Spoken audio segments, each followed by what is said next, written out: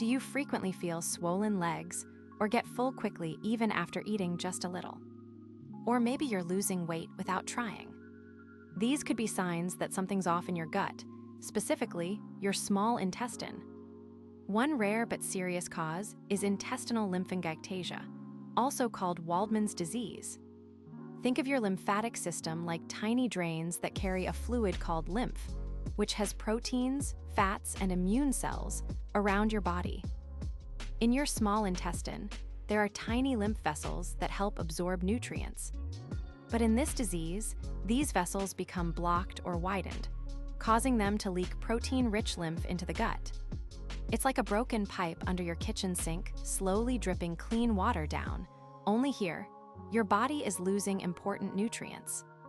That's why people feel weak, swell up, and get sick more easily. Now, what makes these tiny lymph vessels break or get blocked? Sometimes it's there from birth, like a plumbing mistake when the house was built. That's called primary or congenital intestinal lymphangiectasia.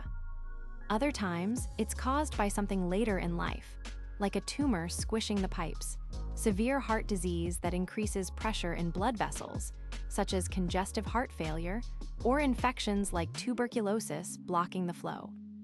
It's like if a tree root grows and blocks your sewer line.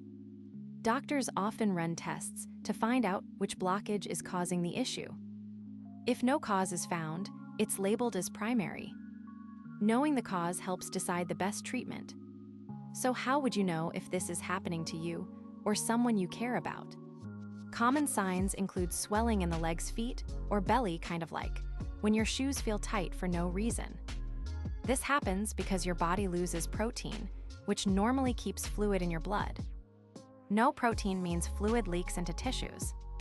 Other symptoms: diarrhea, feeling full fast, weight loss, and being more likely to catch colds because your immune cells are leaking too.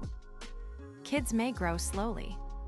Imagine giving your phone a full charge, but it dies in 2 hours. Your body is charged with food, but nutrients are leaking out. If this sounds familiar, it's worth talking to a doctor. To diagnose this, a doctor might start with blood tests. Low protein or low lymphocytes, a type of white blood cell, can raise a red flag. Then they may do an endoscopy, where a thin tube with a camera checks your small intestine. If they see swollen, milky-looking lymph vessels and take a biopsy, a tiny tissue sample, they can confirm it under a microscope. It's like sending a tiny robot into your gut to take photos and a wallpaper sample.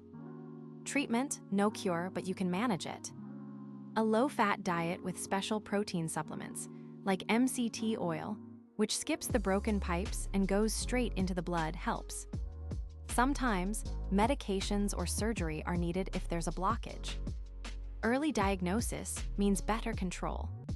Since primary form is genetic, you can't always prevent it, but catching it early helps. For secondary cases, managing heart disease, infections like TB, or tumors early can prevent damage. For someone diagnosed, sticking to a low-fat diet and regular checkups prevents flare-ups. Think of it like car maintenance. You can't stop wear and tear, but oil changes keep the engine running. Parents should watch for poor growth or swelling in kids. Awareness is key. Don't ignore strange swelling or lasting diarrhea. Recent research is looking into better imaging to see lymph flow, like a video X-ray of your internal plumbing.